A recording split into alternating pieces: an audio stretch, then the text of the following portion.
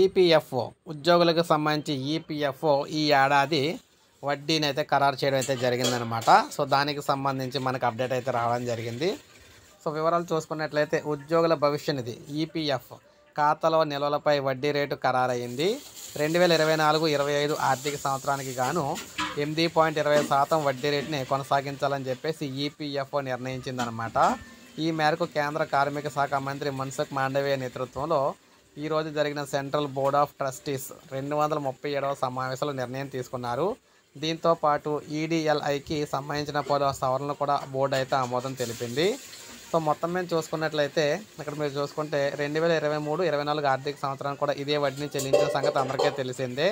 ప్రభుత్వం నుంచి ఆమోదం వచ్చిన తర్వాత వడ్డీ రేటును ఈపీఎఫ్ అధికారికంగా నోటిఫై చేస్తుంది. ఆ తర్వాత వడ్డీ మొత్తాన్ని ఈపీఎఫ్ 7 కోట్ల చందాదారుల ఖాతాలో జమ చేస్తుందన్నమాట.